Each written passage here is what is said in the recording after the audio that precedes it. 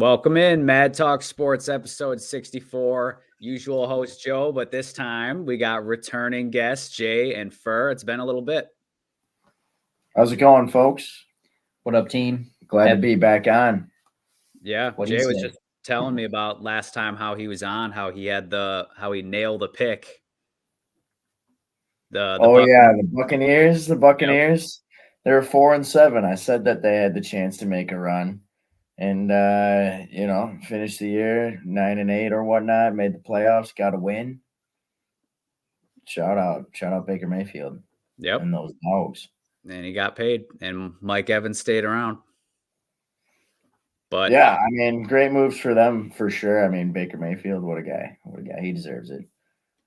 Indeed, he does. And we'll be talking about a lot of stacked athletes today, especially OP ones, because episode 64 is Nintendo. So got a little help from AI to design that background to look a little, 90s arcade style. And we got Mike Vick, who I'm sure he'll be a high pick when we go through that draft and put it into a bracket too. Aaron Donald, we'll talk about him. Charles Barkley, we got a lot of great athletes to talk about today, but in general, I want to hit the breaking news of what's happened. I want to talk that with you guys. Want to have some video game fun in theme with what with what our title is today. But then we're going to dive into the NFL specifics, and we're going to go through the AFC East division before kind of ending up with you guys putting together your NBA picks for this season now that we're nearing the playoffs. So we got a full docket here. Playoffs. All right. Well, let's get right to the breaking news. So this has happened a couple days ago now. Like, it's been plenty of time to react, but Aaron Donald has officially retired. So he played 10, 11 seasons, obviously had an incredible career with the Rams, all with one team, won a bowl. But for you guys, start with you. What are like the first kind of things you think about now that it's Donald's going to be no longer in the game? Just happy to have been able to watch his whole career. Out of defensive players that I've seen from start to finish of their career, he's got to be, it's got to be the best that I've seen. Just from watching them the whole time, and that bowl, he totally deserved it. He, he's a weapon, and he's not even that. Well, he's huge, but he's not that tall, and he's just gets double teamed and tosses guys, and hell yeah, dude. He's representing a team, short king, relatively speaking. What is he like? Oh, well, yeah, relatively. Yeah, no, dude, he looks like he's a tank, Yeah, he's monster, just happy to have been able to see his career. So, he's a GOAT. Yeah, I mean, stinks that he's retiring. He's just awesome to watch. It's always funny to see when there's like 3 or 4 linemen all working to try and stop him, and he has them struggling still gets through or whatever. He just made the jobs easier for everyone else around him on the entire field just because of how dominant he was. It's a lot easier for other guys to get sacks and tackles in the backfield when 2 or 3 blockers are already occupied with one guy. Right. So it's going to be a massive blow to the Rams. We'll see how they recover for that. Not to say that they can't, but that's a big one. And I mean, good for him. He for sure proved everything he needed to prove pretty much. Just always stinks when a guy retires in their prime, just kind of knowing what you never know what could have been, so to speak, Right. Yeah. And the good thing for Donald, though, is like even more so than I think you could argue, even more so than anyone who retired young, like he cemented his legacy, with having the multiple defensive players of the year, with winning the Super Bowl, with playing in 2 Super Bowls. And the second one where he won, he pretty much closed the game, with that rush on Burrow where it was the 4th down. He couldn't quite get it out to, I think it was Samaje Perine who was out there. But Aaron Donald, like there wasn't a whole lot more for him to accomplish. I think his name is going to be synonymous with greatness forever. And Jay, you kind of talked about it, like he was basically a force multiplier. Like, not only was he great, but he made the rest of the defense great. So even years where they had like not that many good players up front, the Rams D was always crazy. But specifically for Donald's legacy, we're going to be comparing him to all-time greats. At least that's how I feel. You said you feel like he was kind of like the best you had a chance to watch, and I feel the same way. Like, I think he's better than even better than it's obviously hard to compare different positions, but he's better than, say, like a Von Miller of our era, who's another one of those really great players. Sure. But how does he stack up to like the Reggie Whites or the Lawrence Taylors? Like, how high do you think he actually will be remembered? Ooh, that's a good question right there. You know, I think right? How many career sacks did he end up having? Like 100, like 120, 116. Okay, something like that. I mean, as a DT. Yeah, for sure. That is definitely crazy.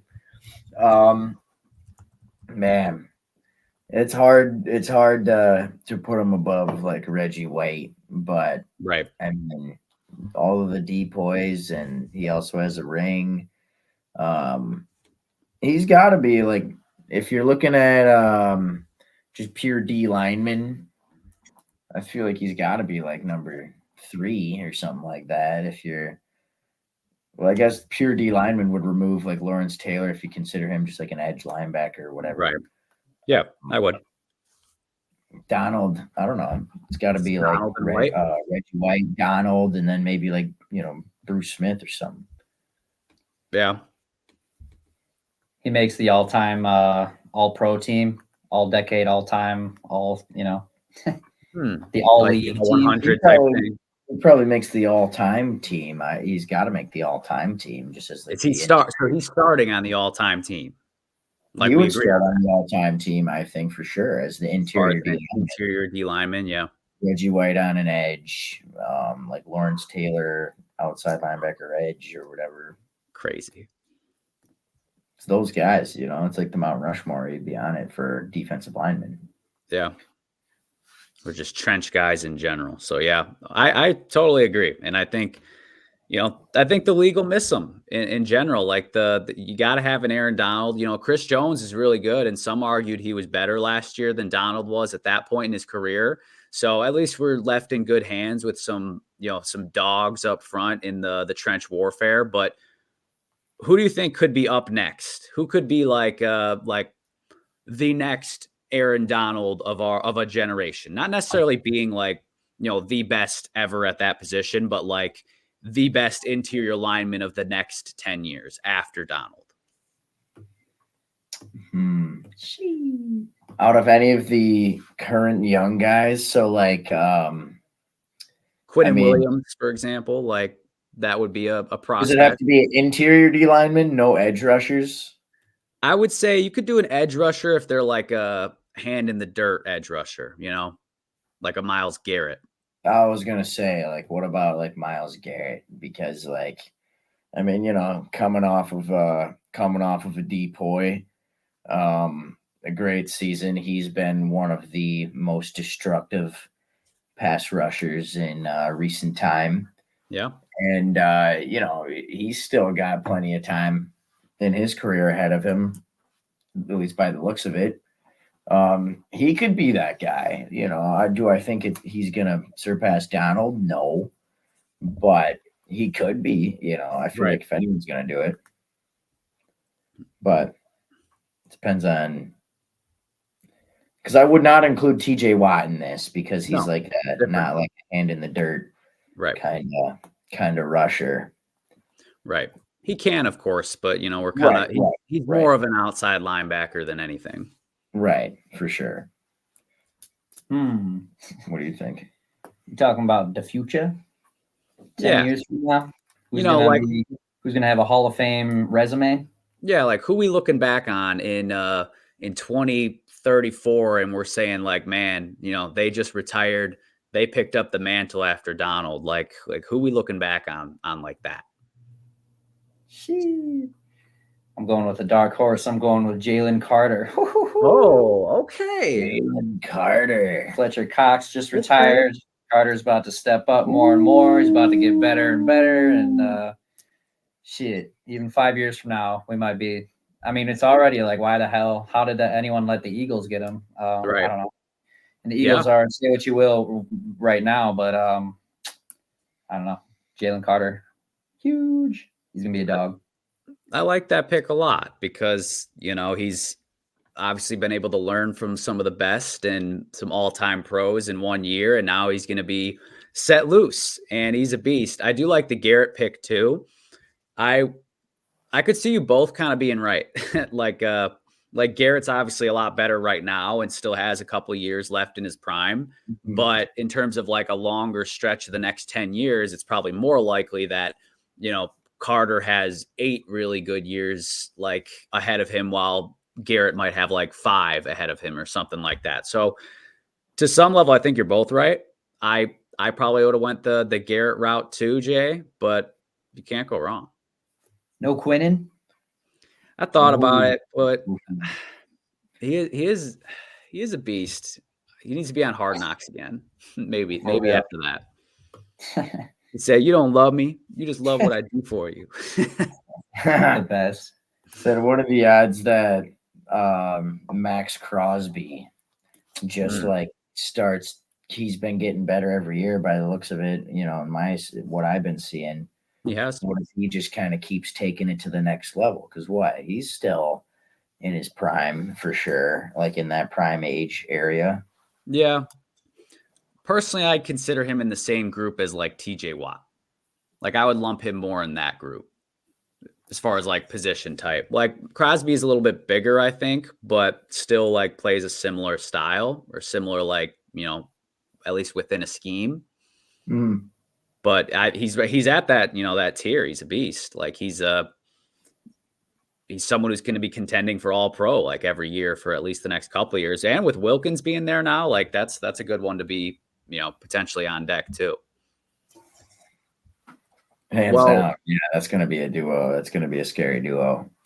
Giants fans are seething that we didn't say Dexter Lawrence. I mean, he's up there. He's a beast. You're right. You're right. Way to give him some cred because he's at that level. True.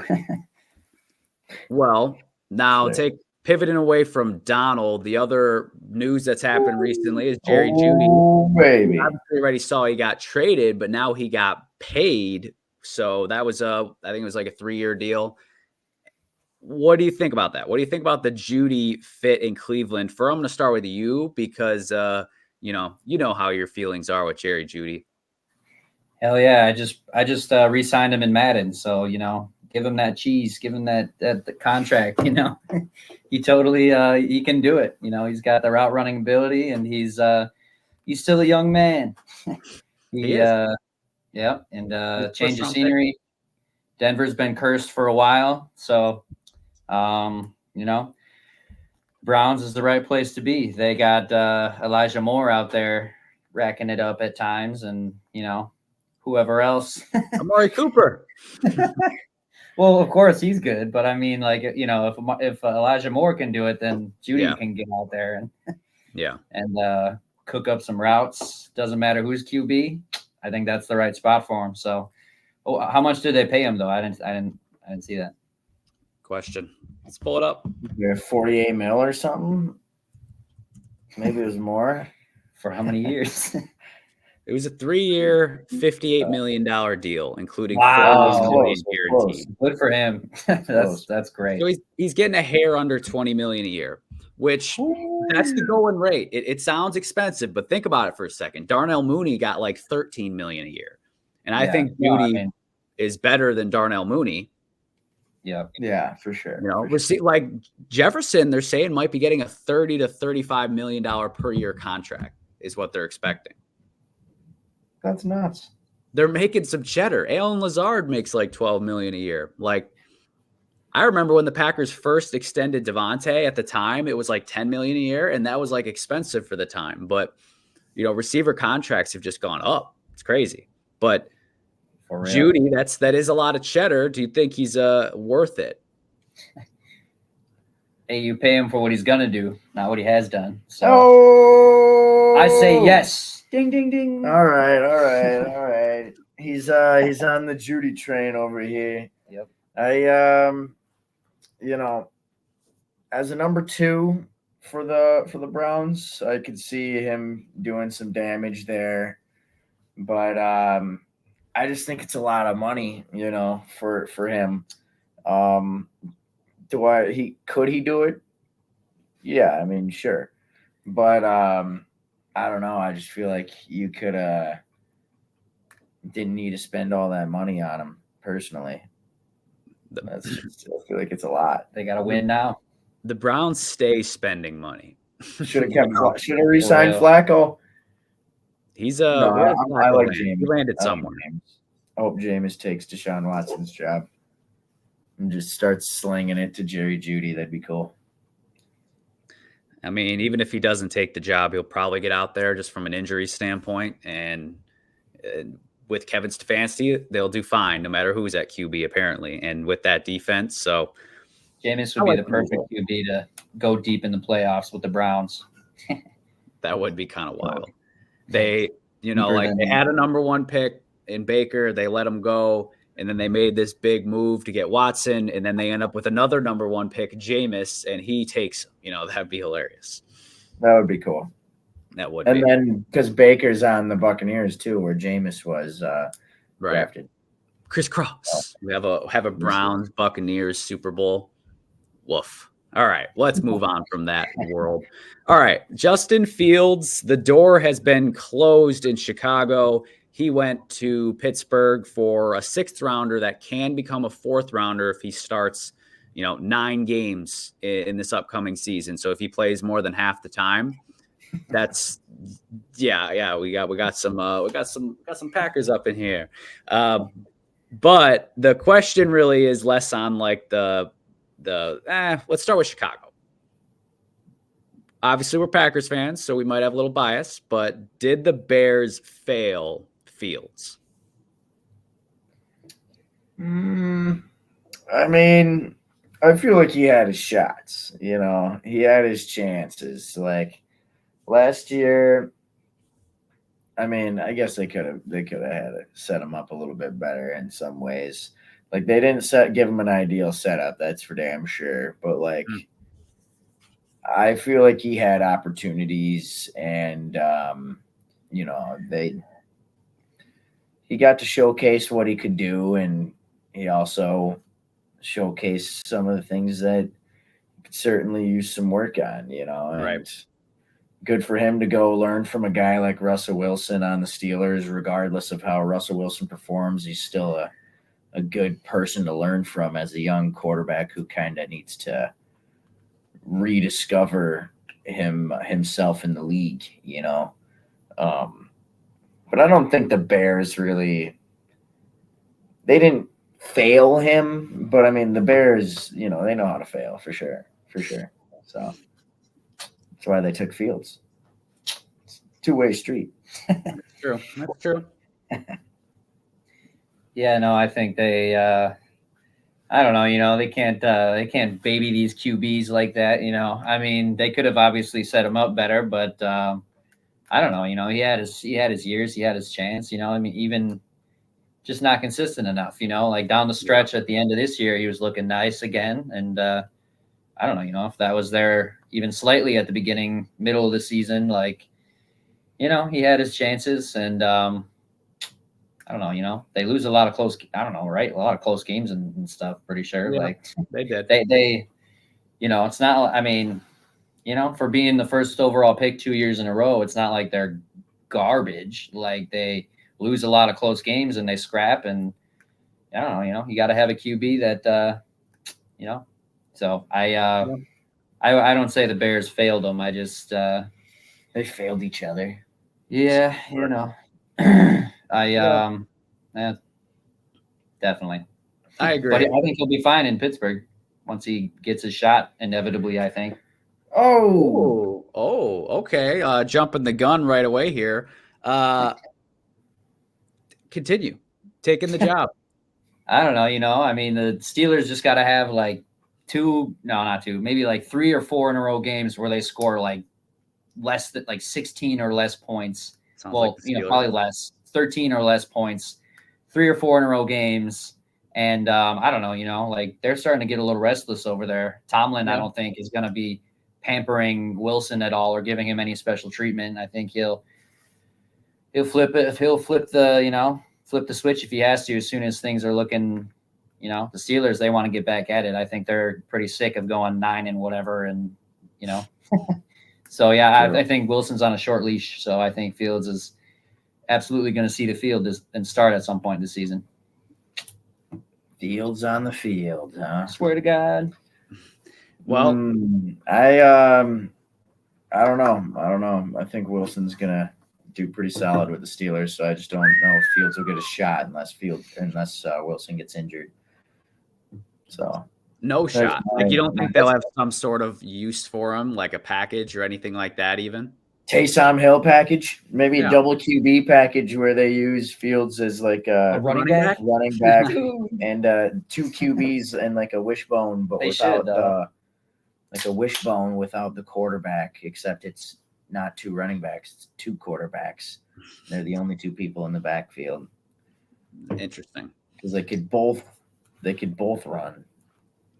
Yeah, they can. Wilson's kind of gotten a little bit like apprehensive to running, it seems like, over the course of like the last couple years at least. Even in Seattle towards the end a little bit, he kind of like he just scrambles for extra time. No, he does, but I don't know. His one thing I will say, like, I know Jay, you especially like respect the numbers that Wilson put up, and I didn't bail on Wilson when he had his bad year with Hackett and everything right away, but when I did watch him, I did want to see more. I don't think he's himself at what he used to be. Like, I don't think he's as good at the deep ball as he used to be, which was like his specialty, like those little lobs to Doug Baldwin or whoever the hell, like whatever year it was.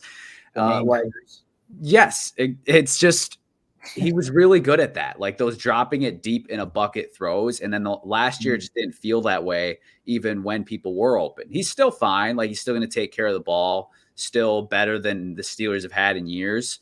But if they're mediocre, which they very well could be, because that's been the Steelers' MO the past couple of years, I wouldn't be shocked if they had something in the works for Fields to get on the field at some point over the course of the season. But it's hard to say. That division is so like, they're all so similar in their strengths, and the Steelers they might get caught in the logjam again. Paul, hey. Hey, this guy, he put a pizza in the oven. Now he's got to go get it out. That's AB calling, trying to get back on the Steelers for AB. Just like Le'Veon. True. That's something else, isn't it? It's a whole nother thing. AB. True. But, Justin Fields. Yep, I know that's how Jay feels, and I think that goes back to the Chicago part of it. Like, I know a lot of Bears fans will argue, like the ones especially that were pro Fields, they'll say like the fact that, they didn't surround him with the right position, and now they would have, and obviously they're moving on now. But at the same time, if he were, that guy, he would transcend it, like CJ Stroud, with the Texans, where they were immediately better, or Cam Newton with the Panthers, where they were immediately better, or Kyler with the Cardinals. Everyone, like they're that guy. Like, not saying Justin Fields can't be okay. Like, maybe he can. Like, I think he's better than Daniel Jones, and Daniel Jones got paid. Exactly. So his career, I don't think, is over, but it's hard to see him being like that guy anywhere. Right. I would agree with you on that. He could be a career backup. Ooh, he's better than Trubisky, though, I think. Trubisky shouldn't even be a career backup. Wow, well, that's what he is. These guys would be fooling. It's just because he was an early draft pick. It's just because he was an early draft pick. Get him out of here. Jay wanted to talk about the Tush Push today because it's staying in the league. It's not been banned. I was originally very against the Tush Push and wanting it. I did want it out. as time goes on, I just haven't cared as much. Like it is what it is. If it's in, it's in. I'm still not a fan of it, but the Packers tried it against the Niners and we failed. So the Eagles just have more skill in that way than the rest of the league. So that's how I feel about it. But Jay, Yeah, I'm definitely on the pro tush push side. I'm on the do I like seeing it happen all the time? No, not really. But it's also like figure out a way to stop it, for crying out loud, like quit crying about it and just like figure out a way to stop it. There's ways. If you got I was saying, why not just line up a tush push on the defensive side and you just ram, just which tush push does it better, like figure out something, get creative. sounds like a scrub. They just got to keep their feet on the ground and push the pile and push the tush. Yeah, and all these defensive guys trying to jump over the top, quit it. That's not doing anything, like That's what Neil deGrasse Tyson said on TV about it. Right. I asked him to talk about it. Right. I think though that Jason Kelsey's retired, so tush push is about to never ever be that effective. It's still going to be effective still, but not as good as it was. Yep. Jason Kelsey definitely was a massive part of that, and yep. Well, it got stopped at the end anyways by whoever, Buccaneers or right, stopped it once or twice or. Well, the Eagles just the wheels fell off the car at the end of the year. Yeah, true. I feel like it's a slippery slope to start removing plays. Like, this specific type of play. QB sneaks are allowed, but not this kind of QB sneak. It's like, then what's next? They're gonna be like, this option is allowed, but not this option or something like that. It's just it's no reason to start getting that technical, if you ask me. Yeah, maybe if there were like 3 teams in the league or something that were like running this at like a 99% success clip, then yeah, they'd be like, fuck it, get this out of the game. But if it starts becoming like a 3 yards a pop kind of play where you could literally run it 4 straight plays down the field, yeah, then yeah, but that would just be ugly. Yeah, but it's doable. Very doable. All right. Well, quick basketball topic. We'll get back to basketball later, but last real breaking news here. Kevin Durant passed Shaq on the all-time score record, not the all-time scare record. So KD is now solo control of 8th place on the scoring list. And he's, some people talk about him as like the greatest scorer of all time, just because, he's a pure shooter, great handle. He's tall. He's, is the size of Giannis from a height standpoint, but the shooting ability of like a Jordan, or even more so given his range, more like a Bird. But when you look at his legacy as a whole, like I know, I feel like Fur especially was like a KD guy for a little while.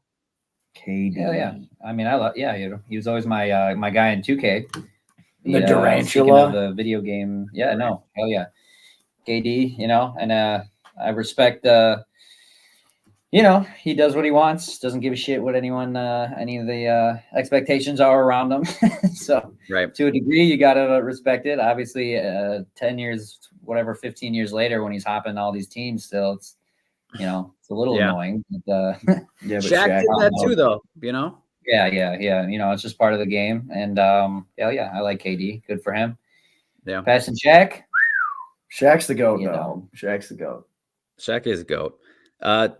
How do you think we're gonna, like, let's imagine like KD first of all, he's having a really good year this year, underrated. But if his career ended today, like, how would you sum up his career? Like, where would you see him? You see him as like a top 20 guy all time, like top 15, like how would you look back at him?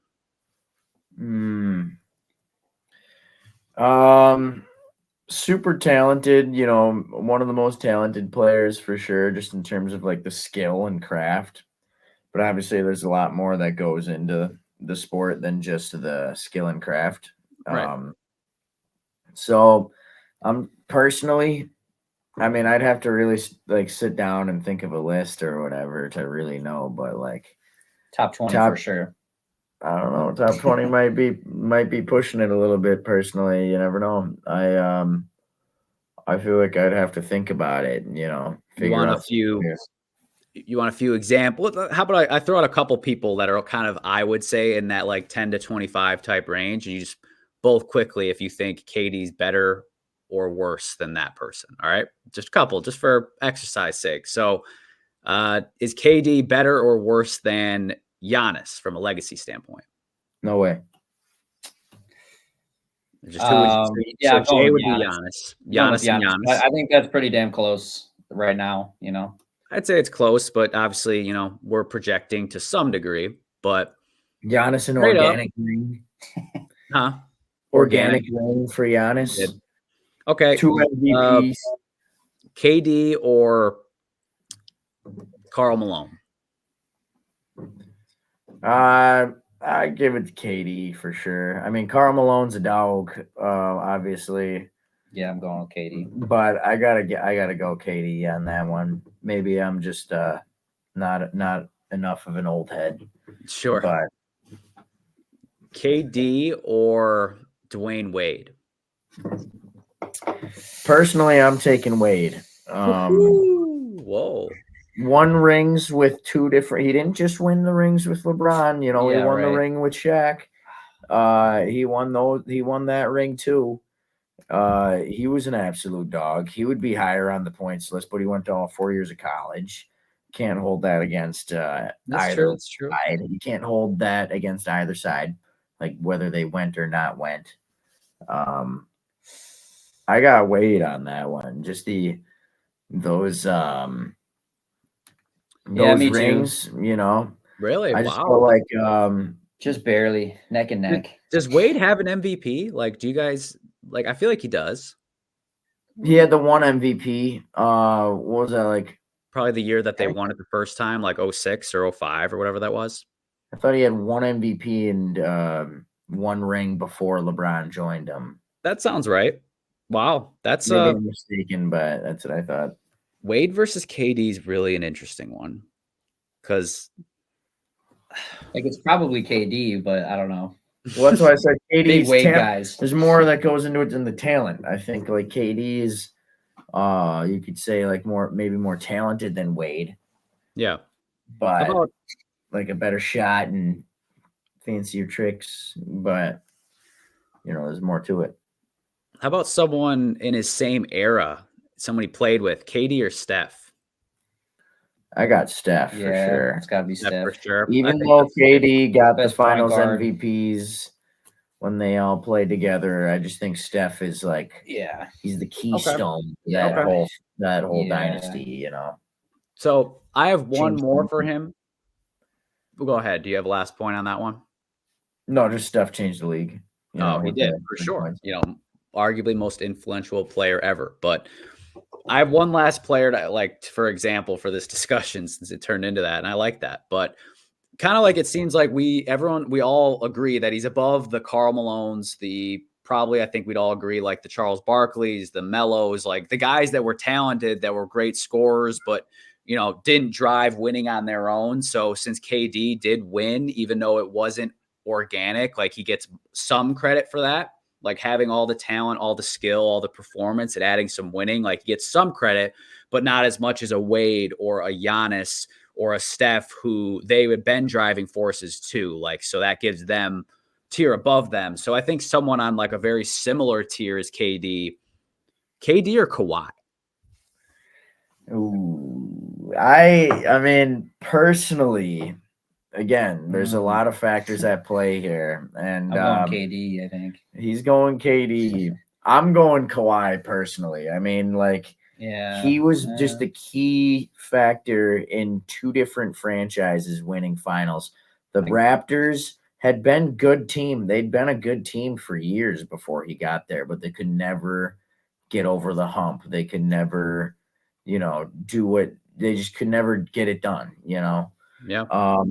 Maybe, obviously part of that is like, LeBron and stuff, but yeah.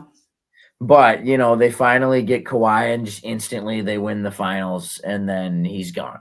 he didn't owe them anything else. He got them the reason that they traded for him. He's a mercenary, Terminator. He was absolutely dominant in that whole run. It was crazy. KD's obviously had some really great runs, but I just felt like, again, like what you were saying, like just he was on the greatest team of all time. I feel like it's hard to singular give one guy credit on that whole team in general for the Warriors. They were cracked. They were cracked. But Fur, you said KD. You still sticking with that over Kawhi? It's neck and neck. It is neck and neck. Well, I mean, it's fair about Wade and Giannis and Kawhi all being compared to KD. They're all pretty much neck and neck. It's fair. Well, and then I'm gonna go KD, I guess, on that one. KD. See, that's a hard one. I think I'd go Kawhi by a hair, but I'm also a lot higher on Kawhi than most people. And Jay, I think you are too. Yeah. I think KD's also played a lot more games, and like you could ask some people, availability is the best ability. So there's always that's kind of what I was thinking. That's what really swayed me. But KD's not really all that available either. So right, this theory has been, but the last like 3 or 4, not really. Sure. Okay, that was fun. I liked that little impromptu like NBA rankings all timers right there. Shout out KD, living legend. He doesn't get enough credit for even his project. Like he's an old head at this point. Imagine if Carmelo joined the Celtics in 2009 or something. That's KD. Well, when Chris Paul was about to join the Lakers and they vetoed it, damn near. Sure. All right. Well, so quick thing I forgot to mention for the Raptors winning the championship with Kawhi. The Raptors, they actually got mentioned last week too. Me and Kyle did a draft of like the all-time betrayal moves in sports. And that was my last pick, was the Raptors betraying, DeMar DeRozan. Like they sold their soul and they won because of it, but like ultimate betrayal. So Kawhi was the perfect Terminator to actually execute that. True. But today's draft is in line with our title and our theme of the video games, and that we're going to be drafting some OP players, video game edition. Hey. So this transcends sports. So actually, either of you, if you got a FIFA one, feel free to throw it in if you didn't think about that route when we were brainstorming. So to keep in line with like an even number and a bracket style, what's going to be Jay and Fur going at it. It is snake pick. And it's same thing me and Drake did with the NBA logos, where you're drafting 1 through 8. So you obviously want to use your high seeds on who you think are the best in the pool, so you can hopefully, win the fan vote. And we'll roll for first pick, but then again, it's going to be snake pick from there. Hey, no peeking. Looking at my notes over here. All right. Let's see. Jay, pick 3 numbers. I got to die. 1, 2, 3. Classic. Ready? It's a 2. 2. So I go first? That would be right. All right. Well, with that, I'm taking Mike Vick. Madden 04. Mike Vick is off the board, folks. He was too clean. Anytime I've gone back and played that game, man, any game with Mike Vick, really, though. It was crazy. Sure. You dog. You're up. Best, most cracked video game player?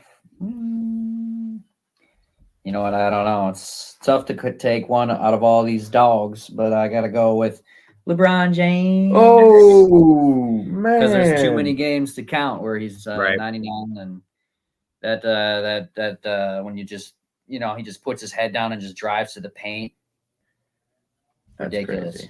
Crazy. Especially Heat LeBron. For real. He's a dog. All right. Okay, so we got Vic and LeBron. Snake. He does. What? The 2 seed.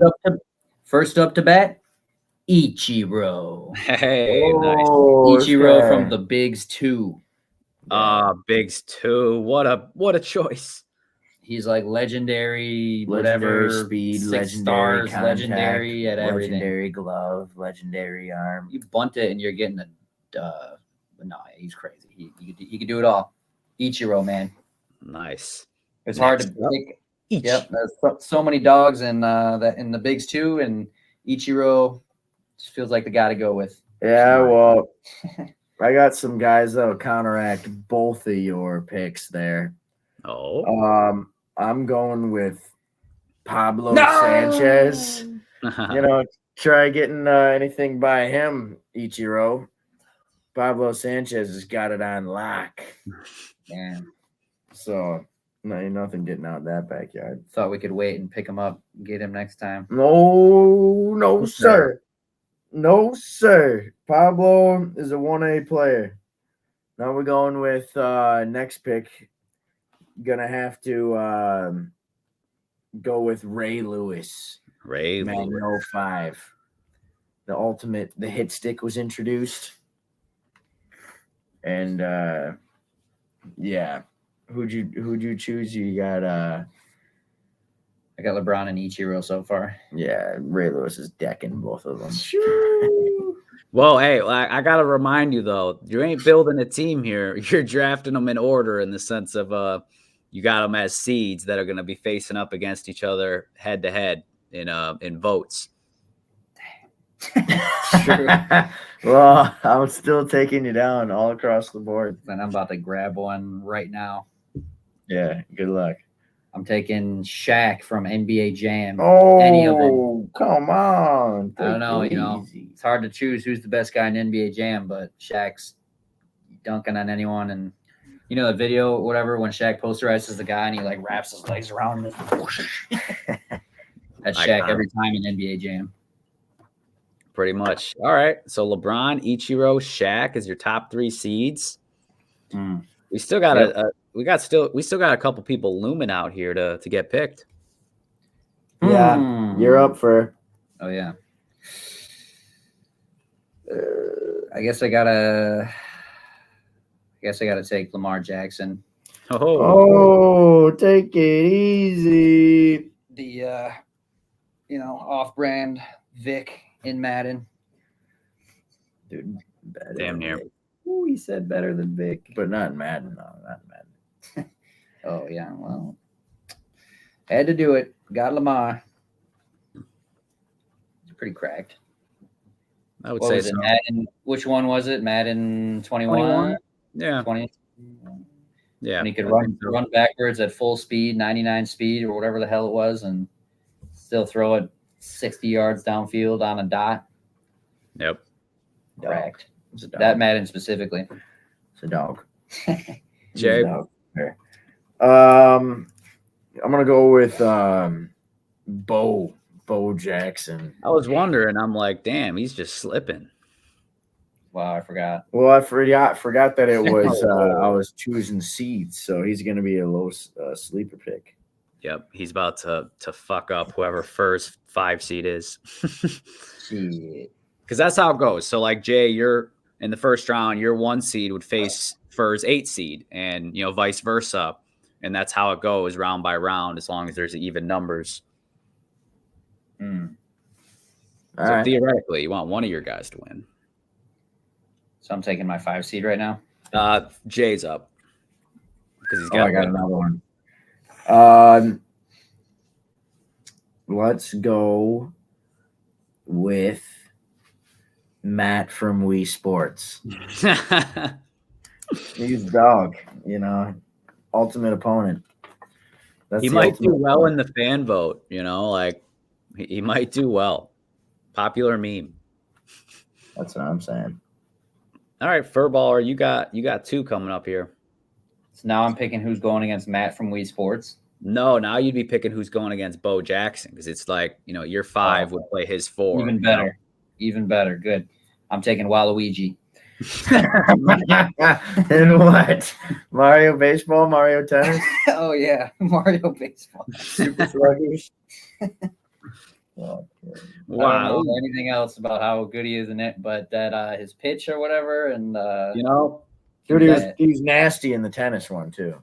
You know what? Low key, that's a That's sneaky matchup for Bo Jackson in the tournament. You know, in the March Madness.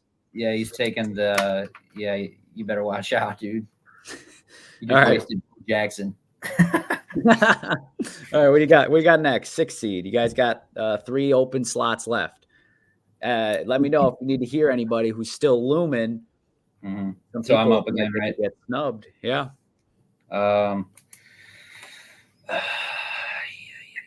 I guess I got to do it. I'm taking Daisuke Matsuzaka. Oh, the Bigs 2. Another Bigs 2 choice. Heavy on the Bigs 2 today, huh? The pitcher. Daisuke. Yeah. All right. Do you know how to spell that? No. But I think Matsuzaka is Mats. I don't know about that one. I think there's we'll get there later. Yeah. I know who you're talking the about. Euro ball. Forget about it. Forget about it. Is it my choice now? Yeah. All right. I'm gonna go with Megatron, Calvin Johnson. Nice. I gotta do it. I don't know shit about hockey, so I apologize to any of the folks that are expecting me to choose a hockey player out here from Chell. Dude, Sidney Crosby from NHL. I don't know. Yeah. he was a dog in NHL, you know, for sure. But True. all right, before you guys each got 2 spots left, and Jay will be going first before Fur goes back to back. Just so you guys know some of these names that are sitting out there that are some potential snubs. So this one might be a little under the radar. Mike Tyson from Mike Tyson's Punch Out. Yeah, yep. I was thinking that too. Kobe Bryant from Anything, but I liked Kobe Bryant from NBA Jam on the Xbox 360.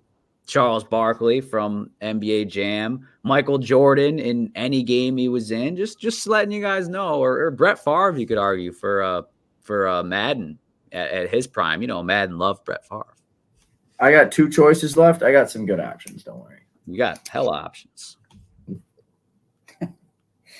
Who's up? You're up. Messi. Nice. Yeah. FIFA, any one of them. He's nasty. Absolutely disgusting. So that's who's going to be going up against Ichiro in the bracket. We going down. And Fur, now you're picking your 7th seed to match up against Pablo Sanchez. Nice. Well, Ichiro, once I start marketing and reaching out to our Japanese friends, Ichiro's going all the way. Anyways, 7th seed to go against Pablo Sanchez. Yeah, good luck. Might just have to do a sacrificial. Whoa. I guess. I don't know, dude. All right, I'm going with Kobe. Actually, we'll get Kobe in there. Oh, gotta respect the mid-range for his money, huh? If we're talking 2K, we're talking mid-range. 2K. Fadeaway. Gotta do it. Was I supposed to do two picks in a row, or was I good? No, you'll have the last pick. Fur's got his last pick here. His 8th seed to go up against Mike Vick. We got a couple Mikes still undrafted right now, too. Well, maybe I would take Michael Jordan if he didn't play against Milkmen. Whoa, get out of town. Whoa. I'm just playing. But I'm not going to do it. I'm taking I'll take Aaron Donald. Respect. Damn. You call he him was for the Bucks? Milkman. Just playing. Call him Magic Johnson and Larry Bird and Isaiah Thomas, Milkman. Isaiah Thomas, Bill Laimbeer. Charles Barkley.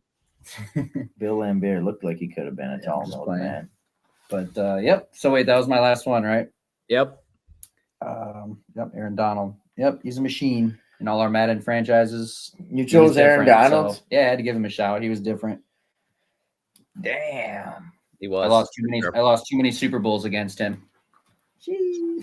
All right, Jay, take us home. Dude, Jordan, bro, in the street, NBA Street or whatever, whichever that game was. He was nasty. Absolutely. Oh, NBA Filthy. street games. Street. NBA Street. It was in that So- one. I mean, any of his games, but that one. I think that's the one. It was like Street 2 or something. So that's going to be an interesting round one matchup because he matches up with LeBron from Wait, 2K. LeBron versus Jordan in the first round. Oh man, what the heck? That was not planned. Damn. Wow. Yeah, dude. so let's go through what the matchups would be. So That's bait. The Jay's script was cooking. Jay's 1 versus Fur's 8 would be Mike Vick in 04 versus Aaron Donald. I'd say probably Madden 20 was his best Madden, the one where Mahomes was on the cover. Mike Vick, like lefty. Yep. Fur's 1-seeded LeBron, 2K LeBron, hosting Michael Jordan from NBA Street. That'll be a fun one. Crazy. Yeah. Jay's got 2-seeded Pablo Sanchez hosting Fur's 7-seeded Kobe Bryant in 2K. That's a good matchup. That's a good matchup. You could get some star power. Fur's 2-seeded Ichiro, specifically from the Bigs 2, hosting Jay's Messi in any FIFA. Jay's 3-seeded Ray Lewis from Madden 05, hosting Fur's Matsuzuki from the Bigs 2. Matsuzaka. Matsuzaka. The Zero Ball. Yeah, Euro. yeah. The Euro ball was nasty in that Gyro. game. That's gonna be a niche target audience you're going after, Fur. You're gonna have to hit up some folks. Japan. Make sure that they know. So that then we got Fur's got Shaq, specifically NBA Jam Shaq, hosting Jay's Megatron. Ooh. Damn. I mean, those are some beasts right there. And then Jay's got Bo Jackson hosting Waliji, and Fur's got Lamar hosting Matt from Wii Sports. Oh, good luck. Matt from Wii Sports be all the floating gloves. Yep. That'll be a fun one. But He's hey, ready some good matchups. Hands. Why didn't you draft Lamar? What? I already had Mike Vick, bro. Why didn't you draft Mike Tyson? Or we didn't want to go the boxing. I kind of forgot about it. All right. Well, we'll continue on then. That was a fun little draft to break it up, but now we got to dive into some NFL here before wrapping up with your guys' NBA picks tonight. So specifically, I want to talk about all the teams in the AFC East really quickly here, and specifically looking at who they've gained, who they've lost, and a couple of questions on what comes next for them. So we could start at the bottom, start with the worst, the least interesting, the Patriots. So they added, just to refresh you guys, they added Antonio Gibson, so running back from Washington. They added Jacoby Brissett and Austin Hooper, but they lost Gesicki. They traded Mac Jones for a bag of balls. They lost head coach Bill Belichick, and they lost Devontae Parker. Well, Devontae Parker stinks. Let's just clear up that. He's never open. Swear to God, look at all the stats over the last 4 years. He's never open. Doesn't matter who he's playing with. But that's true. I mean, they just needed to change the pace, so it'll be interesting seeing him without Belichick. That's something I've never really seen in my time watching, really paying attention to football and everything. That's the case for a lot of people. Yep. So it's gonna be a big old question mark, but we'll see. Depending on how this QB goes, whoever they choose, it's a big question mark. But they're probably gonna stink. Who should they choose? Well, what? They're the third choice, so they're just gonna have to take the scraps. What if they had the choice between, let's say Caleb's gone, but they could take either May or Jane Daniels, or Jay's high on Penix, I think. Yeah. Who should they take? Who should they want to fall to them? How about that? Who should they want to fall? I feel like a lot of people are really sold on Jaden Daniels, but I don't know. I just feel like Penix is that guy.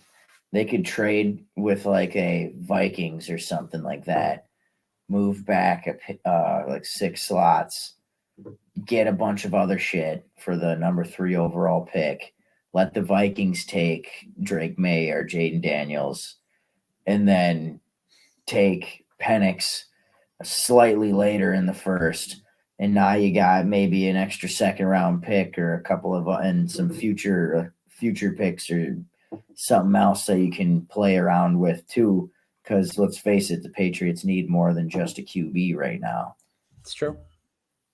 But I think Penix is a dog. But drafting him in the top 3, you might as well move down a little bit. But you risk it.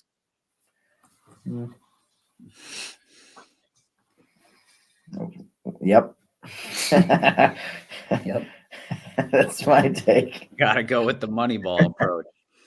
Yep. I like getting extra, Yeah. I just got a feeling. I just feel like Penix is a dog. Okay. So you'd have them go the Penix route for what do you think they should do with that number 3 pick? Jay's got him trading back and getting Penix. You got him staying put. You got him taking Marvin Harrison. Like, what do you think? Do we know when their next pick is? They got a second rounder or probably not 2 first rounders? Probably not. Right. They don't have a second first. For sure. I mean, they should just take the best guy available, who's might be whatever, if they think it's a tackle, Joe Alt. I don't know. That's what they should do, is just take the best guy and then maybe trade up for Penix later. But I bet you they're just gonna take like JJ McCarthy. $10. McCarthy. Yep. They're going back to the well, going back to the Michigan quarterback well. They're gonna do it. They're gonna want to do something that feels a little safe.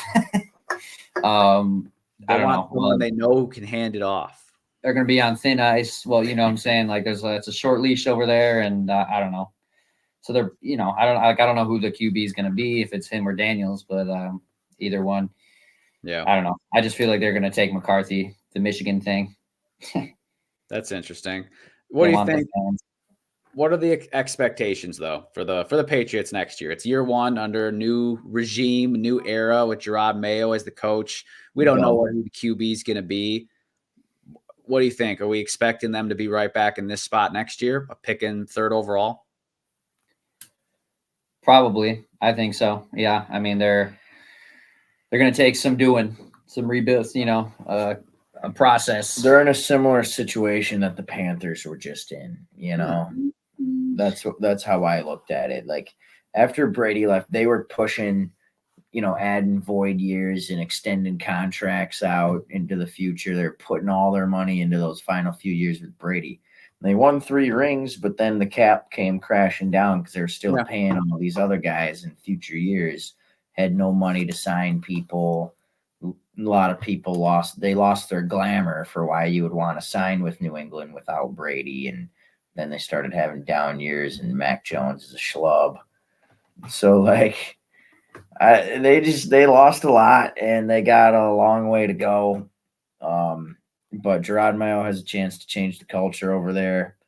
But your culture shakeup is something that I think they needed. So as great as their culture was before.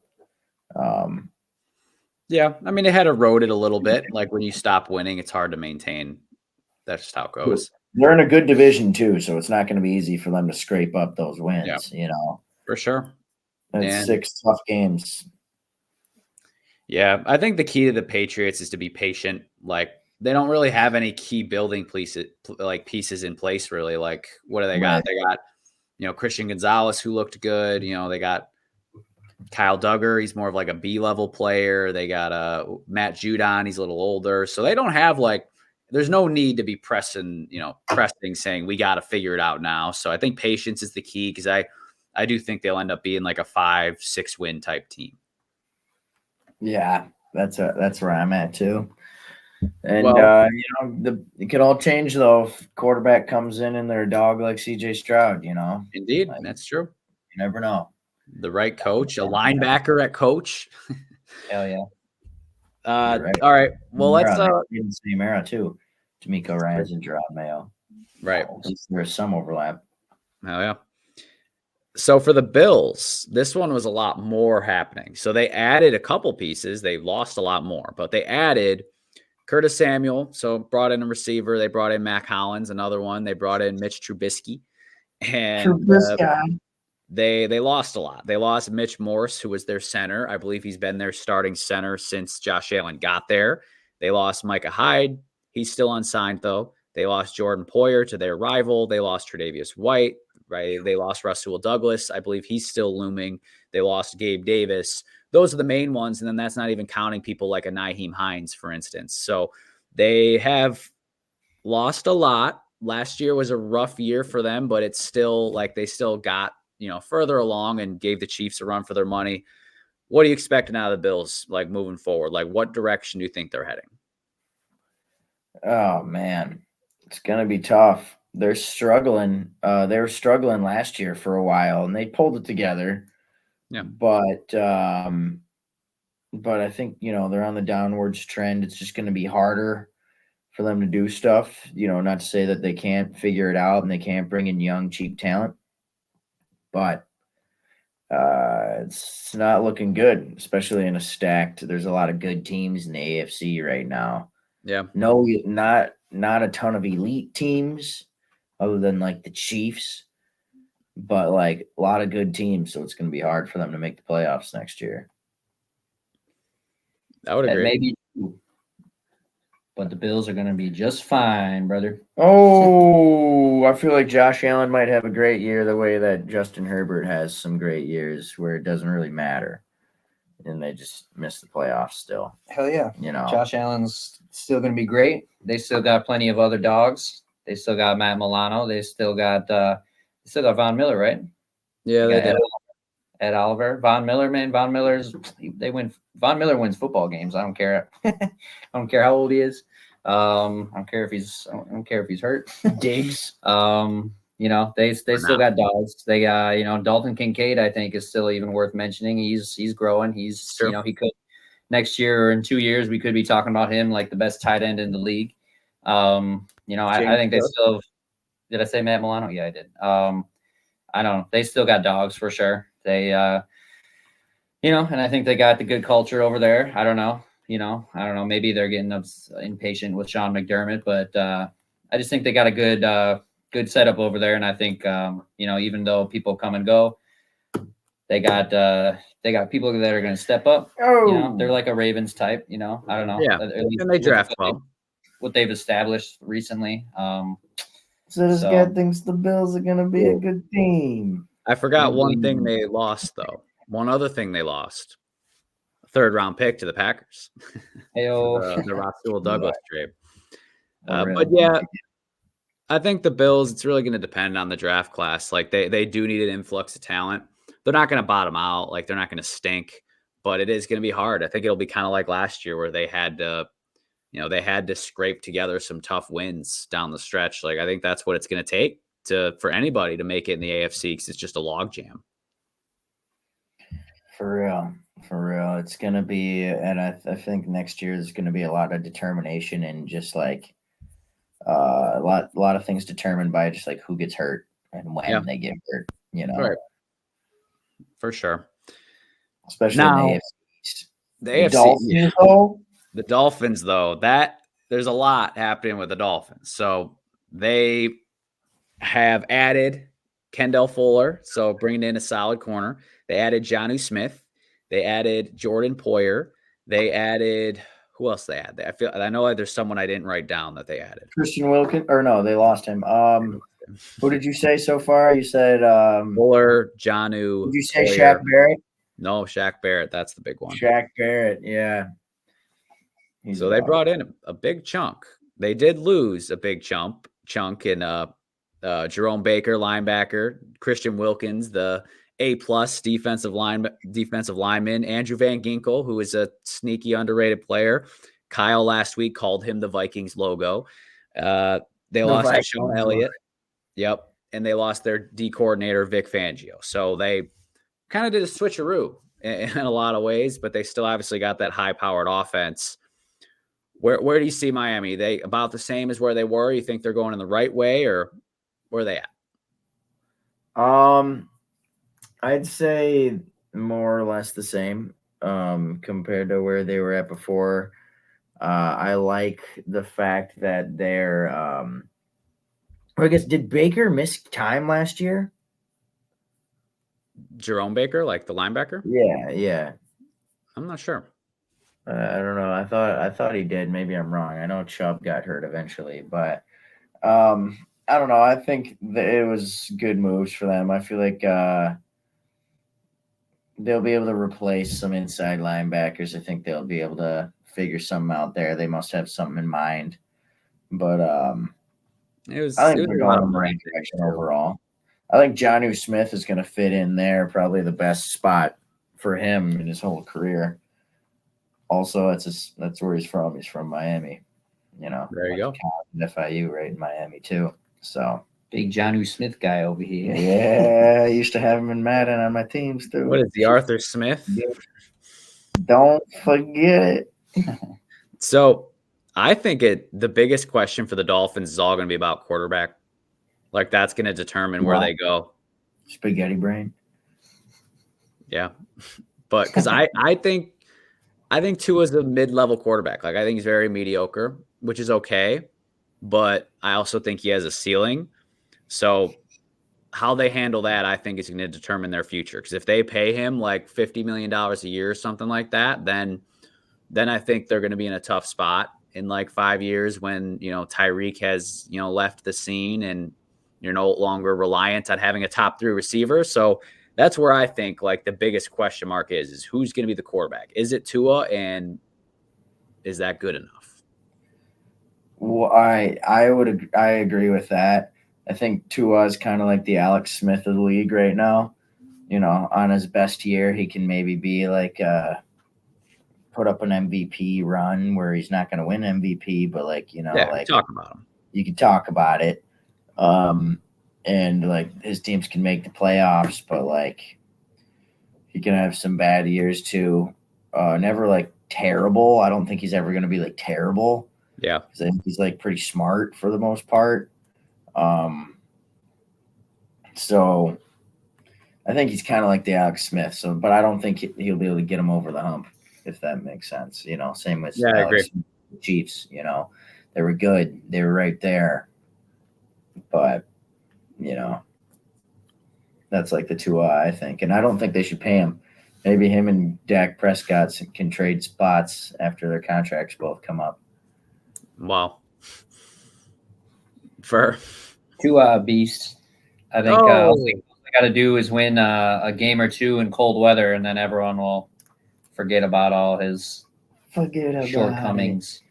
Less than 45 degrees, though. That's not even cold. I wouldn't even say it's cold. That's all you got to do is win a cold game late in the year or something, maybe in Buffalo or something. And then people forget all about his shortcomings. I think the Dolphins are fine. I think they're heading in the right direction. I think Tua is still got a lot of good ball game left. Oh, I think he does. I mean, it's not like I think he stinks or anything like that. Right. But I also think the Dolphins are kind of stuck.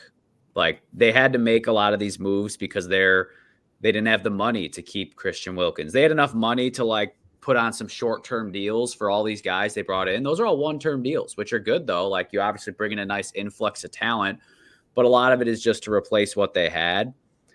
So I think they're just going to kind of be the same. Like they'll be like a flashy team, probably win 11 games. So if they can get home field advantage, then I think they could be dangerous. But if they have to go on the road anywhere that's not a dome, like I'm just going to assume that they're losing. I'm with you on that. I'm definitely with you on that. I just feel like they have a tendency to kind of fall off in the weathers, once it starts getting cold. And historically, even like I feel like even like before Tua, like I feel like Dolphins, it's just, I don't know. Yeah, you just got to win one of those late in the year, and then they'll be playing in the Super Bowl in some dome or something. Maybe. They could be. I wouldn't bet on it, but we'll see. There's still a lot of maneuvering to do. Last NFL team before we wrap up with NBA picks, the Jets. So this is kind of the big ticket item lately. The last couple days, they just brought in Mike Williams. So that's a pretty big move right there. They traded for The Morgan ultimate Moses. Lazard. Huh? Mike Williams is the ultimate Lazard. Ultimate Lazard. Please explain. You know, Lazard is a guy. It's like, when he was on the Packers, at least it was like you'd sleep on him. Who's thinking about him? Not many people are thinking about him. But you just throw it up to him, and if he gets his hands on it, he was coming down with it. It wasn't like, the crispiest or the fastest, but like, you put it on him. Except Lazard's aggressively mediocre. Right. Mike Williams is the ultimate Lazard in terms of like he's faster, he's better at route running, maybe not as good at run blocking as Lazard was, but like still. And then you throw it up to Mike Williams, he's coming down with it, like if he gets his hands on it, he's made some of the craziest catches in traffic that I've ever seen. True. It's fair. He's with Rodgers' accuracy and his ability to catch in traffic and just like not be scared of defenders around him that are about to hit him. Like Rodgers likes to put it in a tight spot that only he could throw it. Yeah. And a spot where only his receiver can get it if that receiver is good enough. And I think he'll be a great fit for Rodgers. So, Yeah. I mean, Mike Williams is like, he's just that's when you explained it, I guess it was a little odd at first because, Mike Williams obviously better and you explained it that way too, but it was just it's the ultimate version of him. Just a big bodied, more athletic, catching traffic kind of guy. Yeah, for sure. Okay. Emphasis on the catching traffic. Yeah. Okay. So they got Mike Williams. The other big moves they made, a lot on the O-line. So they traded for Morgan Moses from the Ravens. They picked up Tyron Smith, who's obviously a dog, obviously not the same as what he would have been 4 or 5 years ago, but still a massive upgrade for him. They also got a guard in John Simpson and a D lineman in Javon Kinlaw, and they brought in Tyrod Taylor to be the backup, which is I didn't know they got Kinlaw. I also did not see that they got Kinlaw. That's a nice one.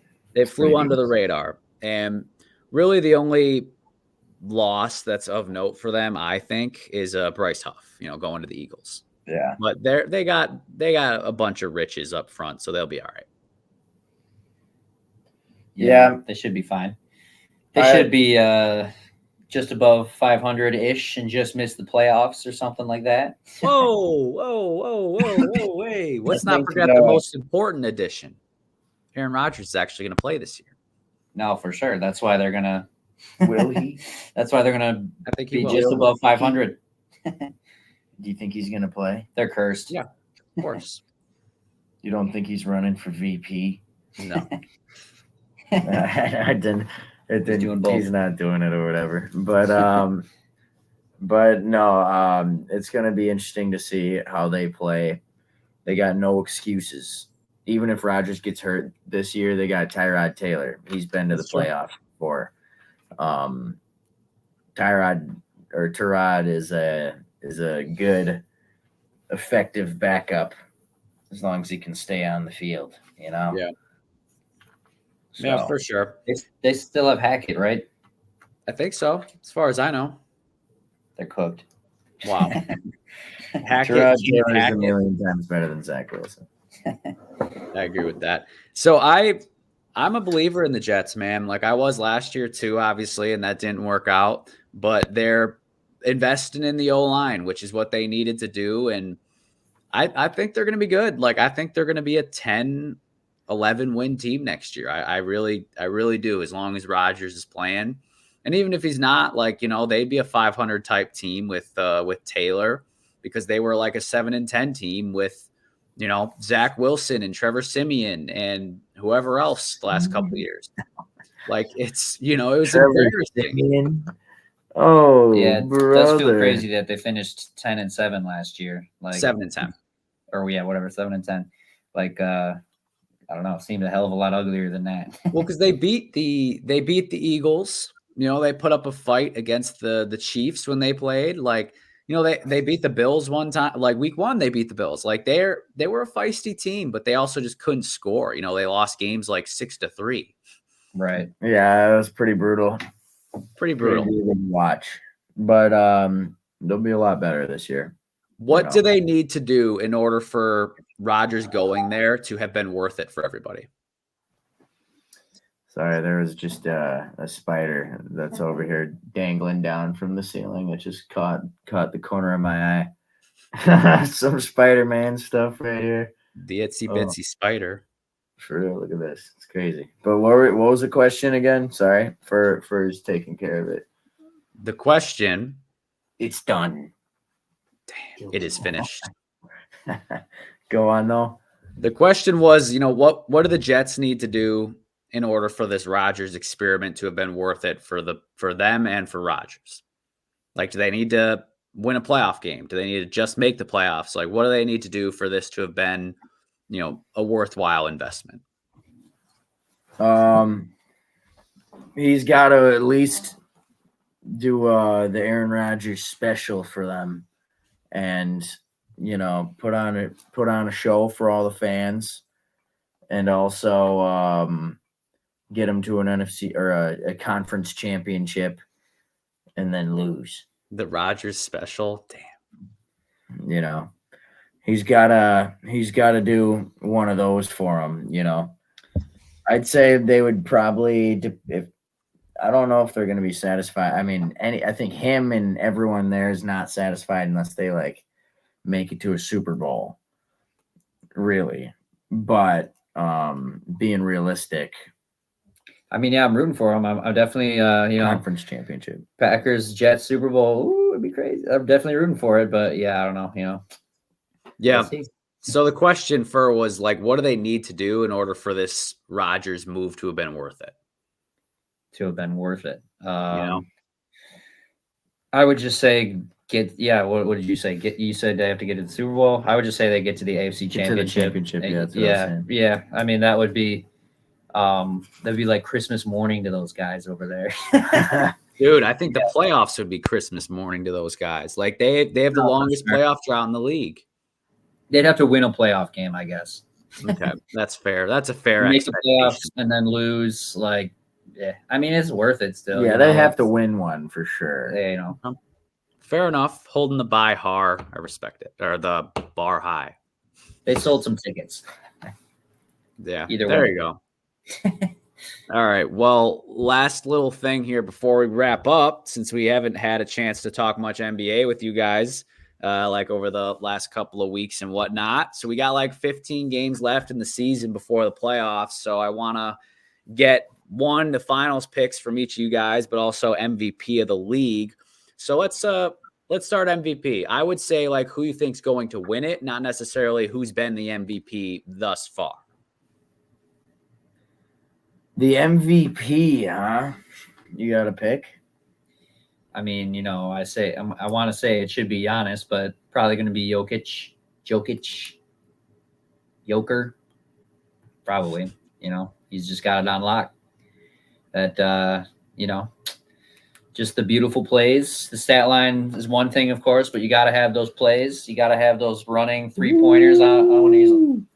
Ridiculous. So I think Jokic probably deserves the MVP. Mm-hmm.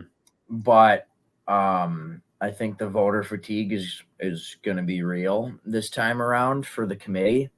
Happened to LeBron, happened to any person who has multiple MVPs. So Giannis?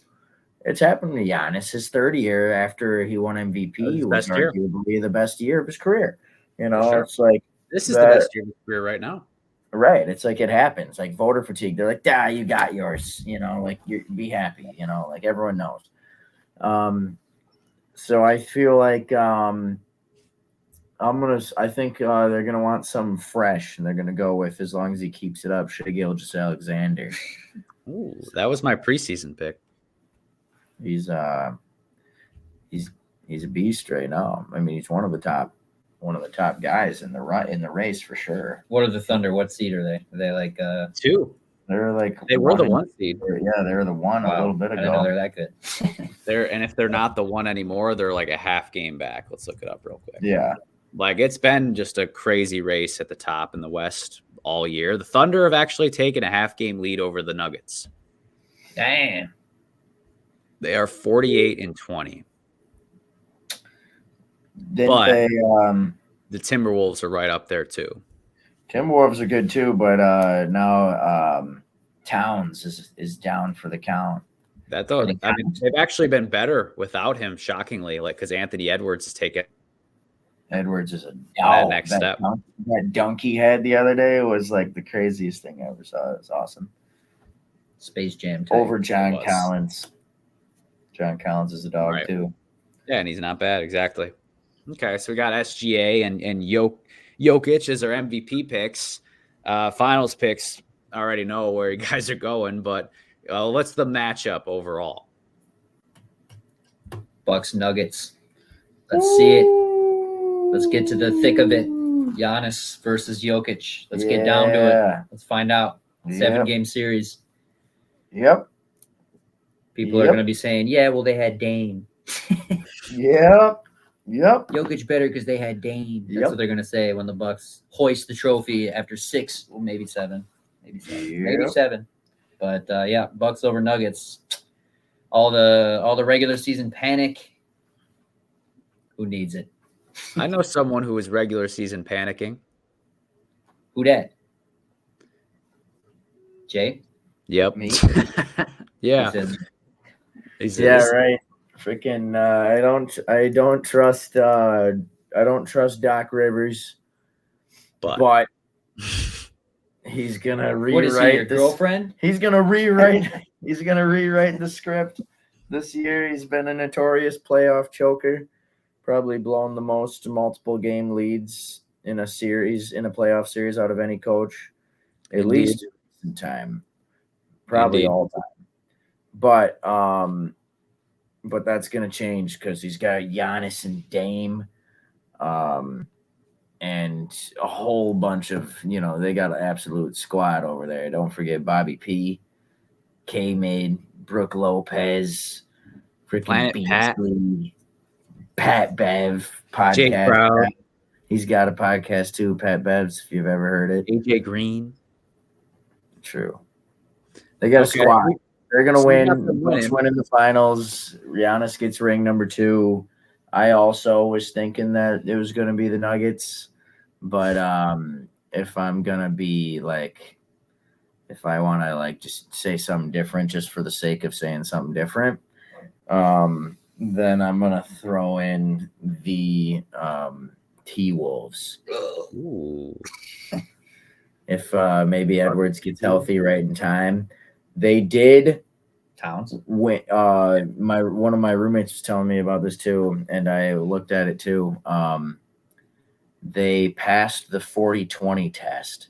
Mm-hmm. They won 40 games before they lost 20 games, and out of all of the NBA Finals champions, only like two of those teams were a few teams failed the 40-20 test, including the Bucks. Yep.